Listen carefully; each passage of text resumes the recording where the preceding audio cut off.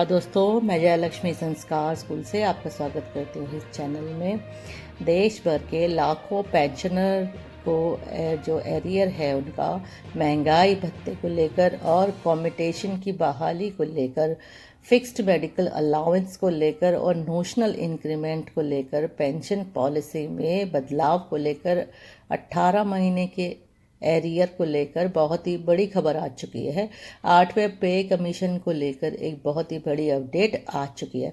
पूरी खबर अभी हम आपको देंगे। आगे बढ़े हम इस वीडियो में, आप प्लीज़ इस चैनल को सब्सक्राइब कर लीजिए और इस वीडियो को लाइक कर दीजिए सो दैट आपको आगे के सभी वीडियोस का नोटिफिकेशन मिल सके और आप सभी न्यूज़ से अपडेट रहें। तो चलिए खबरों का सिलसिला शुरू करते हैं। तो सबसे बड़ी खबर जो लाखों पेंशनर्स के लिए जो आ चुकी है, अभी स्कोवा की बैठक हुई थी और स्कोवा की बैठक में केंद्र सरकार ने बहुत ही बड़ा डिसीजन लिया है। आपकी जानकारी के लिए बता दूं कि नई दिल्ली के विज्ञान भवन में स्कोवा की बैठक हुई थी। इस बैठक में पेंशन भोगी यूनियन ने अपनी बरसों पुरानी मांगों को मजबूती से रखा था और जितने भी सरकार के वरिष्ठ अधिकारी थे उन्होंने बहुत ही बड़ा निर्णय लिया। तो चलिए देखते हैं कि बड़ी मांग क्या थी। जी, सबसे पहला मुद्दा था कॉम्यूटेशन, जिसे अवधि को 15 साल से घटाकर आपको पता है कि उन्हें 1,000 रुपये की एक फिक्स्ड मेडिकल अलाउंस यानी कि एफएम में दिया जाता है।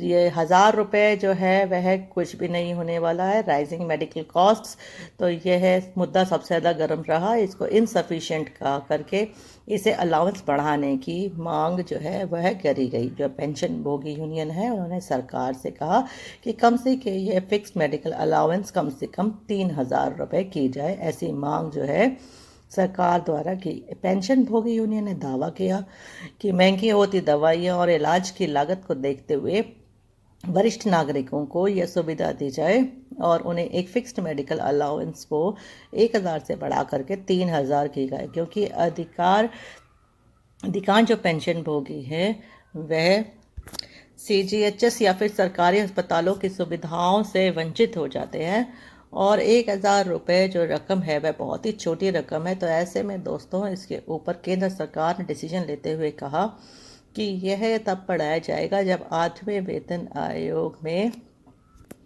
इसलिए केंद्र सरकार का कहना है कि 8वें वेतन आयोग में ये फिक्स मेडिकल अलाउंस को बढ़ाया जाएगा। 8वें वेतन आयोग में पेंशन को बढ़ाने के साथ साथ एफएम में यानी कि फिक्स मेडिकल अलाउंस को भी बढ़ाया जाएगा। सरकार ने इस मुद्दे के ऊपर सहमति जता दी है और इसको बंद करने का निर्णय नहीं लिया है। उन्होंने कहा कि 8वें वेतन आयोग में हम इसको देखेंगे और 1,000 से बढ़ाकर 5,000 रुपये या कम से कम 3,000 रुपये अवश्य करेंगे। वही दोस्तों अगला बड़ा उठाया गया था स्पर्श को लेकर। जो डिफेंस के पेंशन भोगी हैं उनको उनकी पेंशन का काम स्पर्श करता है। तो ऐसे में स्पर्श को लेकर बहुत सारी गड़बड़ियाँ देखने को मिली है। जैसे कि बहुत सारी पेंशन भोगी हैं उन्होंने शिकायत दर्ज कराई कि जो एडिशनल पेंशन मिलती है, यानी कि 80 साल जिन पेंशन भोगियों को हो गए हैं तो उनको एडिशनल पेंशन मिलनी चाहिए, लेकिन स्पर्श के कारण उनको एडिशनल पेंशन नहीं मिल पा रही है। साथ ही साथ 15 साल जिनकी कम्यूटेशन हो गई है, जिनकी अवधि पूरी हो गई है, उन्हें ऑटोमेटिक तौर पर उनकी पेंशन बहाली हो जानी चाहिए, यानी कि फुल पेंशन मिलनी शुरू हो जानी चाहिए। वही कम्यूटेशन की बहाली पूरी हो जाने के बाद भी स्पर्श के कारण उनको पूरी पेंशन नहीं मिल पाती है। तो ऐसे में स्पर्श के कारण बहुत सारी समस्याओं का सामना पेंशन भोगियों को करना पड़ रहा है। तो केंद्र सरकार ने स्पष्ट तौर पे कहा है कि स्पर्श पोर्टल अभी नया है और जल्द ही इसको इन सारी प्रॉब्लम्स को सॉर्ट आउट किया जाएगा और जो भी प्रॉब्लम्स है वो समस्याएं हैं आगे से लेकर फ्यूचर में नहीं होगी। वहीं दोस्तों अगली बड़ी अपडेट जो मुद्दा था वह था 18 महीने के डीए एरियर को लेकर के। जी हाँ दोस्तों, यहाँ पर डीए जो एरियर है आपका 18 महीने का, तो केंद्र सरकार से संघ ने मांगा तो केंद्र सरकार ने इसको देने से साफ इनकार कर दिया। सरकार ने कहा कि 18 महीने का डीए एरियर नहीं दे सकते हैं। इस पर जो पेंशन भोगी जो है वो भड़क गए और पेंशन भोगियों ने कहा कि देश में जब चुनाव नज़दीक आते हैं तो सरकार तरह तरह की योजनाएं और वादे करते हैं, लेकिन कर्मचारी और पेंशन भोगियों को 18 महीने के डीए और डीएआर का बकाया एरियर को, इसके ऊपर सरकार हमेशा टाल मटोल करती आ रही है। तो ऐसे में दोस्तों बहुत सारे पेंशन भोगी जो भड़क गए हैं और कह रहे हैं कि हमें यह 18 महीने का एरियर मिलना ही चाहिए।